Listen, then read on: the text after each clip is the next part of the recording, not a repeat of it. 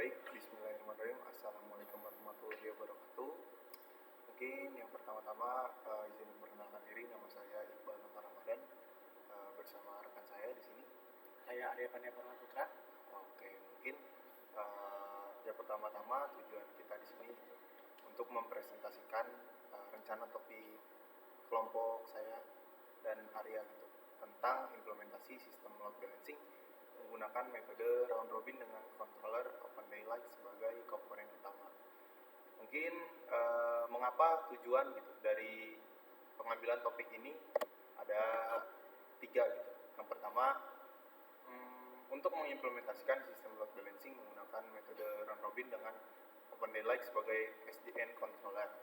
Yang kedua, mungkin untuk menguji sistem pada jaringan komuter dengan 3 server dan 16 klien.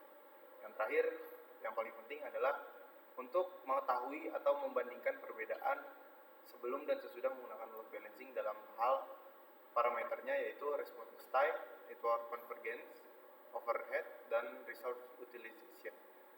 Mungkin untuk mencapai tujuan tersebut kita perlu tahu metode apa saja yang perlu dilakukan.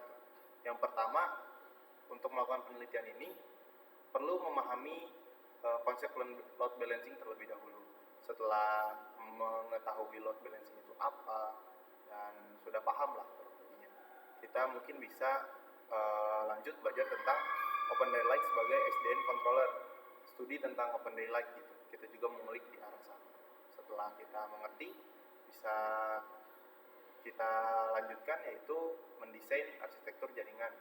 Setelah itu kita mengimplementasi SDN controller, lalu implementasi metode round robin, dan yang paling terakhir adalah melakukan analisis dan pengujian sebagai hasil akhir Jadi yang mana yang lebih baik, apakah menggunakan load balancing ataupun tidak. Kalaupun memang nanti dapat disertakan kelebihan dan kekurangannya. Mungkin cukup, selanjutnya akan dilanjutkan oleh rekan saya. Oke, sekarang kita akan masuk ke bagian toolsnya. Tools apa aja yang digunakan untuk praktikum kali ini, penelitian kali ini. Pertama, kita akan menggunakan controller SDN-nya, yaitu OpenDaylight. OpenDaylight itu sebagai controller SDN yang digunakan nantinya akan digunakan bersama dengan Mininet sebagai tempat di mana kita untuk membuat topologi jaringannya. Lalu selanjutnya ada Wireshark. Wireshark itu alat untuk mengcapture nanti parameter yang akan kita ukur nanti, seperti tadi ada resource utilization, ada throughputnya, lalu ada network convergence-nya, seperti itu. Lalu selanjutnya kita masuk ke langkah-langkah. Nah, ini langkah-langkahnya. Kita akan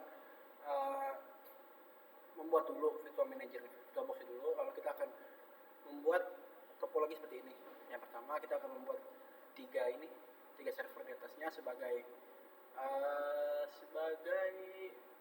server untuk menyimpan data-data dari load balancing itu. Nanti load balancing kita akan gunakan di sini di routernya.